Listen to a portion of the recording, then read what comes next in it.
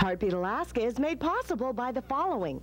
By Coca-Cola, serving Alaska quality soft drinks since 1937. By the Alaska Commercial Company, Alaska's supplier of food, family apparel, and general Alaska merchandise since 1867. And by Chugach Alaska Corporation, committed to profitability, celebration of their heritage, and ownership of their lands.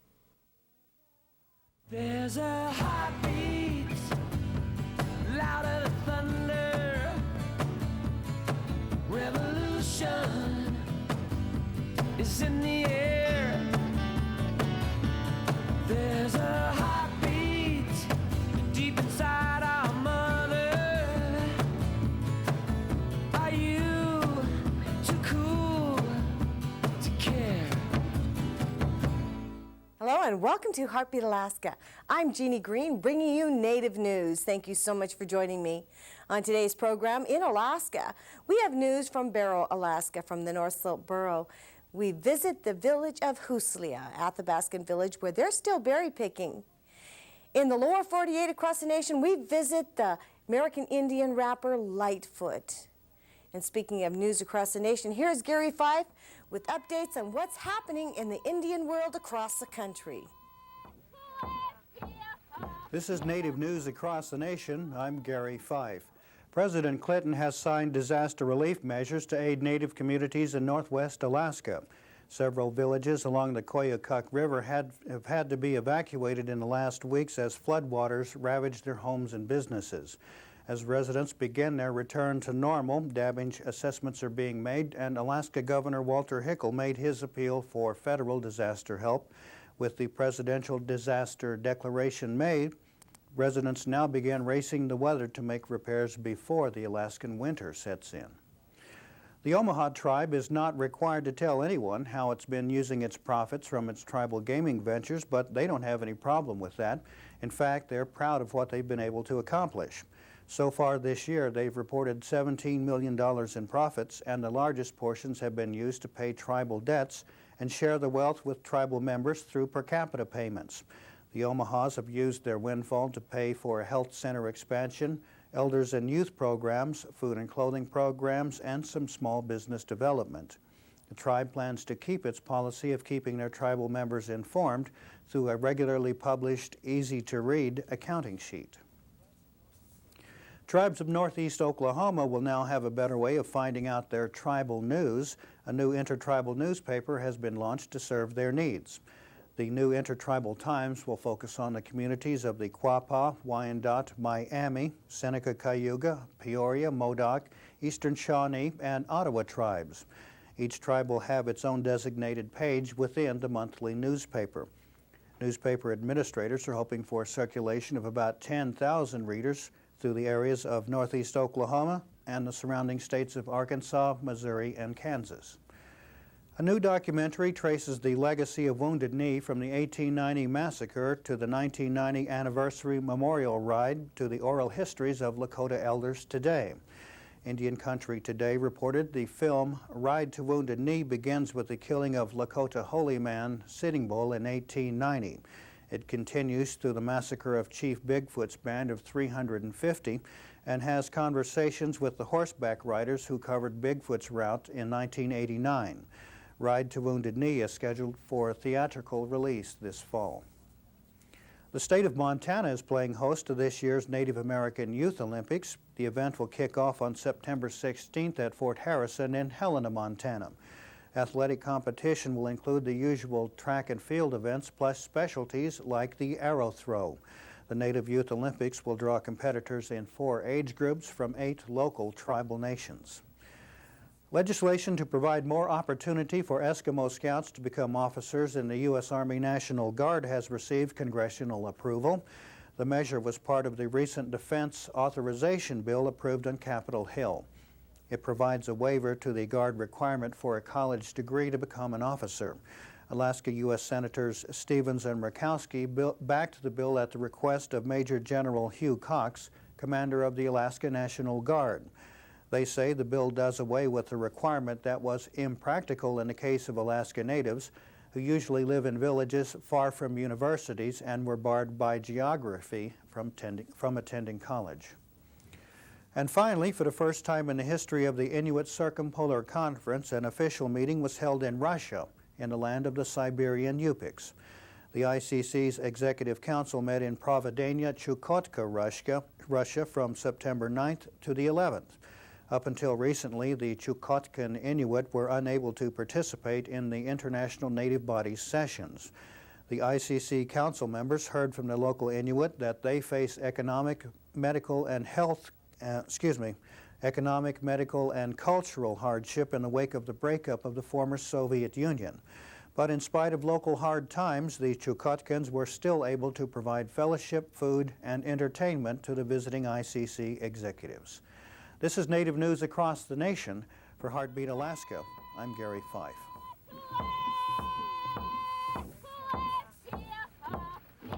Let's travel now to Borough, Alaska, where we have news from the North Slope Borough and Tina Corwin. On October 4th, Borough voters will decide whether Borough remains damp or goes dry. Propositions on the City of Borough ballot ask the public: 1. If the sale and importation of alcoholic beverages should be prohibited in the City of Borough. And 2, if the possession of alcoholic beverages should be prohibited in Borough, the only North Slope village with the damp designation. Damp means that it is against the law to buy or sell alcohol or to make home brew, but importation via air freight or personal luggage is permitted. The rest of the North Slope villages are dry, meaning possession of liquor is a criminal offense. The dry initiatives in Borough have the support of Borough Mayor Don Long and North Slope Borough Mayor George Ahmaogak Sr. Too often we've had enough problems dealing with alcohol. We've had a lot of caseloads in our court systems. We have a lot of caseloads in our social services. Our emergency personnel are constantly busy. The public safety is constantly busy. Lots of resource dollars. The borough, the state of Alaska, the federal government dollars have gone to combat the effects of alcohol. I'm asking the public from the City of Borough to help us support the initiative to ban alcohol, the sale and possession of alcohol within the City of Borough. We urge you to come out and vote on October 4th on the City of Borough ballot. The North Slope Borough Department of Public Safety has been actively educating the public about the large numbers of alcohol-related incidents that could be avoided if voters approve the measures. The villages on the North Slope that have voted dry over the years, we've seen a dramatic decrease in the amount of violence that has been directly correlated to alcohol, and we'd expect the same degree of occur here in Borough as well, should the community decide to vote dry. The propositions will be listed on the city ballot as number 2 and number 3. The tight North Slope housing market may get some relief from 2 new programs being started by the North Slope Borough Housing Department. The North Slope Borough Fair Rent Program will bring the cost for borough rentals in line with private sector rates. Current rates for borough rental units are lower than those charged for privately owned rentals. This causes high demand for borough housing. It evens the choice and lays out that the borough public housing portfolio is a choice to fill a housing need. And now it compares favorably with another choice of choosing to purchase a home to fill that particular person's residential needs. And now our rental schedule also compares favorably with a third choice of selecting a rental unit that might be available in the private sector already. The new system will also rate units according to condition and amenities. Under the old schedule, for example, all 3-bedroom units, regardless of condition and whether they are apartments or single-family homes, have been rented at the same rate. The new rates will reflect differences more fairly. Another feature of the new program is a secondary rental rate for low and moderate income tenants. The new rent schedules will be phased in gradually, beginning in the next 6 months. The borough is also implementing a rental stock sales program which will allow long-term renters of single-family houses to buy their houses from the borough. The solution for meeting the critical housing shortages in all of our communities is going to be several actions. It's going to be the borough developing houses. It's going to be private residents developing houses. It's going to be the private sector developing rentals. It's going to be the borough developing rentals. It'll be all of those things. Fall whaling has started on the North Slope. For the past couple of weeks, whaling captains and their crews have been preparing themselves for the fall hunt. Kaktuvik got the season started by successfully landing 2 whales. According to the Alaska Eskimo Whaling Commission, Borough has a quota of 2, Kaktuvik has 3, Nuiqsut has 3, and Gamble and Savunga each have 1. Weather and ice conditions are major factors in the success of the whaling season. We would like to wish good luck to all whaling crews and congratulations to Kaktuvik. Field work for a video and book about traditional medicinal and edible plants on the North Slope was completed this week. During the last 2 summers, elders traveled to harvest areas with members of the Commission on Inupiat History, Language and Culture. IHLC initiated the project. Work on the final stages of the project will continue through the winter. For Heartbeat Alaska and the North Slope Borough, I'm Tina Corwin. Kuyunakbuk. We have always felt in harmony with the land.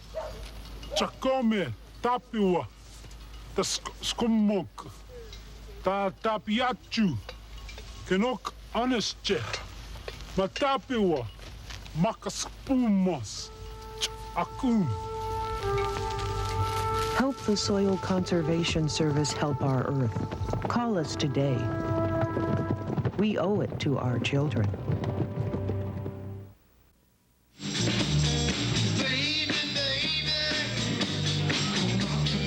One, do you know the difference between HIV and AIDS?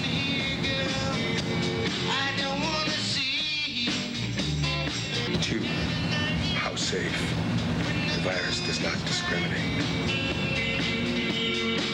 I stay here in my heart.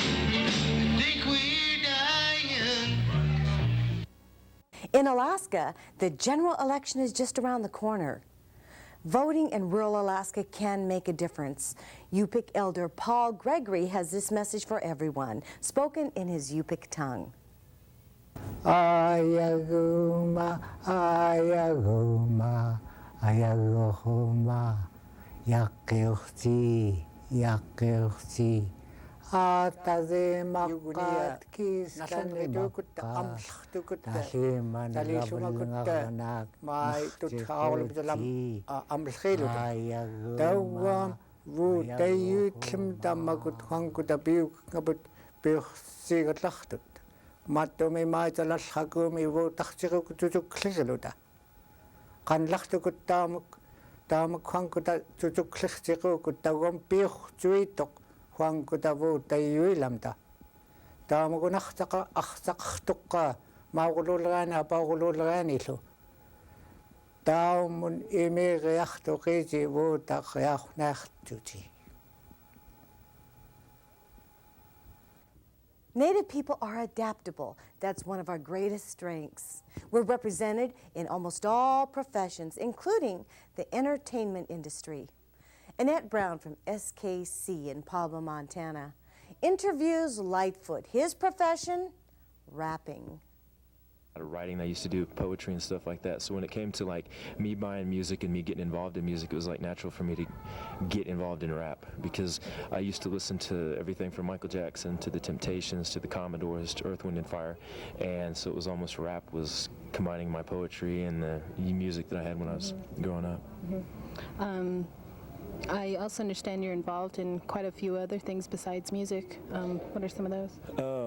I think that more and more as my career has developed and gone on that I've also acquired the title of role model, Native American role model, and it's a title that I guess I feel pretty comfortable with. I know that the Creator has placed me on this earth not only to be an entertainer but also to provide maybe a way to show our Native American youth all over this country that there is possibilities to do anything that they want to do and that we can do it without the use of alcohol and without the use of drugs.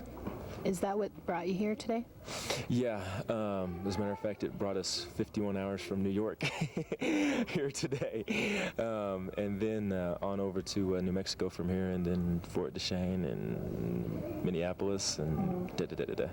So you perform primarily for Native American audiences? I feel that other races of people have enough entertainers, enough athletes out there for their people, that when we have someone that gets out there and has a chance to get in the spotlight or the limelight or get attention from the press or the media, that, you know, first you need to cover home base and you need to take care of your people first, and that's exactly what I've done and am doing.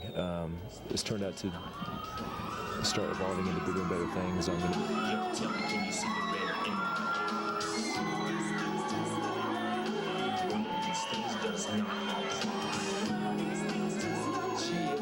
Tell me, can you see the red now? Yeah. Check it out. Check it out. To the second. Yo, tell me, can you see the red in our eye? Now I'm thinking of how you lied. Have my people tried but died. All these visions in my head, you know they got me seeing red and really loud. Don't you know that it's time to make some noise? Hit that anger in my voice straight into it's a choice. Cultural pride, to be proud to be who you are, to know about where you came from so you can know where you're going. And really, the drugs and alcohol, maybe more from a Native American perspective, not that yes, they're going to kill you and yes, that it's not good for you, but why as Native Americans that it has nothing to do with us as a people. You know, I hear a lot of places that, you know, just when I was down at a reservation not too long ago, they were saying, well, my friends, when I don't go drink with them, they call me white. And I said, well, how could they even figure about calling you white? And I mean, it's come so twisted that we don't even realize that it's white to drink, that it's not part of being Native American, it's not part of anything that we have as a beauty, as all the things that make us unique as a people. It's not anything to do with any of those things, and it only detracts from that. And so what kind of future plans do you have from here after 3 albums and a movie? You know, I'm not really, people ask me that question, and, you know, I don't know. It's where the Creator takes me. I really know that this is what I'm supposed to be doing and that this is in the hands of a bigger power. And it's like I'm on a roller coaster ride that I can't stop, you know. What are your feelings about how Native Americans are portrayed in the media now? Saw a thing on TV the other day that said, it was an Indian holding up a bumper sticker, and it said, Native Americans aren't extinct, they're just treated that way. And I think that really has a lot to do with the way society feels and deals with our people. There's such a desensitization of feelings towards the people. It's like we're not even here anymore. So we can name sports teams after them. We can walk around with stereotypical logos on hats, and it's gotten even to the point that where our own people do it to our own people, and we don't even realize that's how numb we are. But there has to be a realization that nothing was ever done for our people to smooth over the things that were done wrong.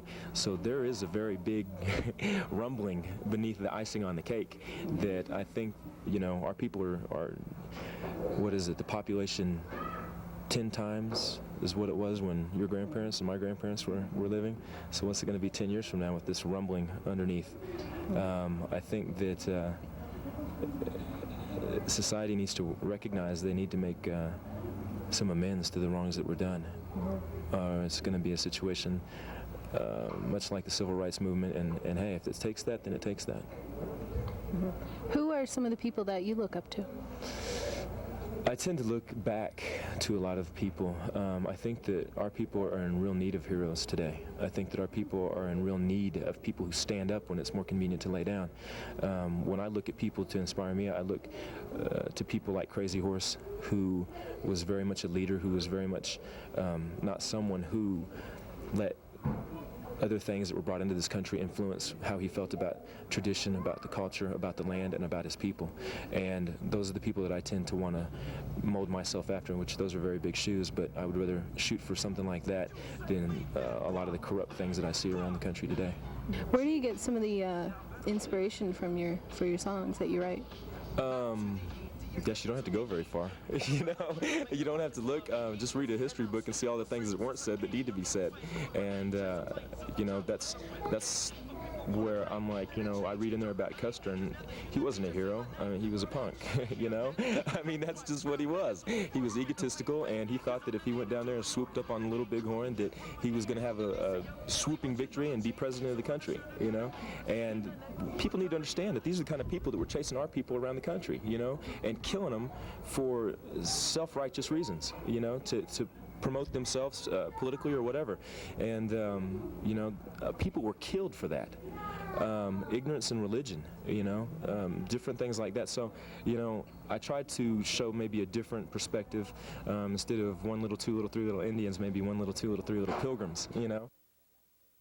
One of my favorite things that Litefoot said was that in 1492, American Indians discovered a shipwrecked Columbus. Let's move on now to pre-conference news. The AFN convention is coming up in October.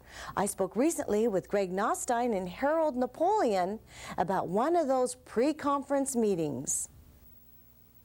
All during AFN week, there will be many workshops and pre-conferences.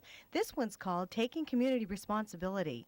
Its objective is the identification of things that village governments, families, and individuals can do today to bring about a healing and improve the quality of life in their communities without waiting for permission or money from federal and state governments to do it. The idea behind this conference is we're going to identify the things people can do for themselves as communities, as families, and individuals to begin either arresting or stopping these things. The sobriety movement I think, has done what it can do, and it will continue to do that, but we need to begin addressing the causes of the abuse.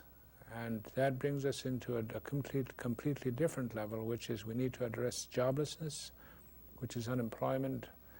We need to address the perceived helplessness of village governments and families, because now they're so dependent on government. And when they do try to do something, they are told you cannot do this because you are not.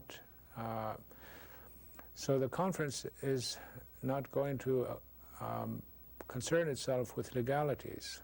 What it's going to concern itself is, one, saving lives, that the village councils can and must do whatever they need to do to save lives. And in this case, it means those people who are inebriated might have to be placed in protective custody by the village, even drug out of their own homes, because our experience tells us that most of the crimes are committed in the home against people who know each other.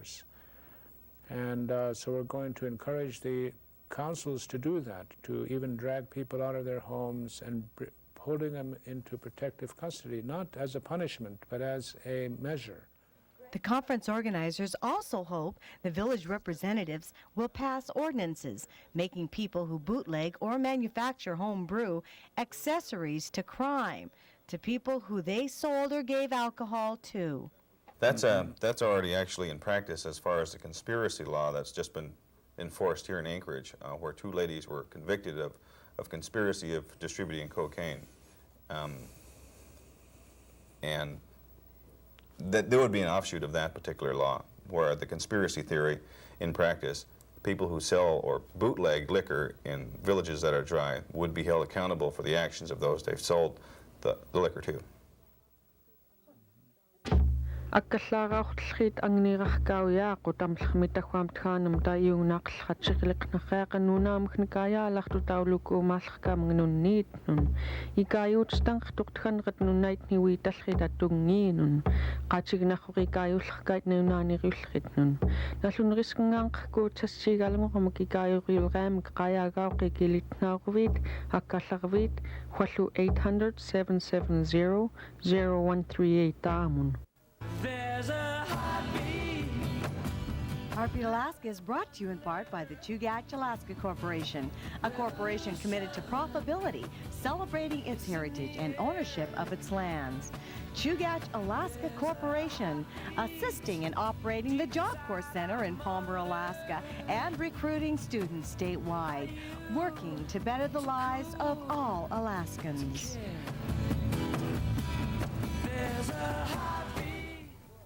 Before we leave you today, let's travel to Huslia, Alaska, and Athabaskan Village in interior Alaska, where they're still doing a little berry picking. The dogs in Huslia are howling, but it's not mushing season yet. It's berry picking time, and people are scurrying to get the last few berries before the freeze up. Most of the 275 residents of Huslia, Alaska already have their berries. They're out moose hunting right now. Those left home are taking care of the village after the flooding in that area. Edith, what are you gonna use your your blackberries for? Fish ice cream. This time of year, the blackberries and blueberries and cranberries are sweet and yummy, just right to make fish ice cream. Long ago, berry pickers in this area would put the berries in birch bark baskets, sew the lid on, then bury them where they picked them. Later, before freeze-up, they'd come back and dig them up with wooden shovels. Today, plastic buckets are used. However, the end results are still the same. These berries will be made into pies and jams and jellies, or just put up and kept in the freezer to be enjoyed later, like one of my favorite ways, half-frozen berries in milk and sugar. Thank you so much for joining us for another Heartbeat Alaska, Native News across the nation.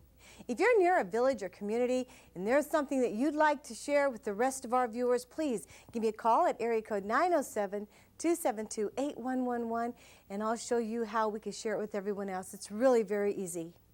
Every week, we're picking up new viewers across America. We'll be listing those in another month.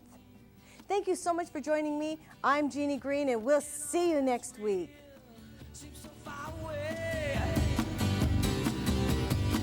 Sacrificing tomorrow for yesterday. There's a heartbeat louder than thunder. Revolution is in the air. There's a heartbeat deep inside our mother. Are you too cool to care? You, one so clever, never speak too soon. You, one who knows better to be sliding in and out of the room.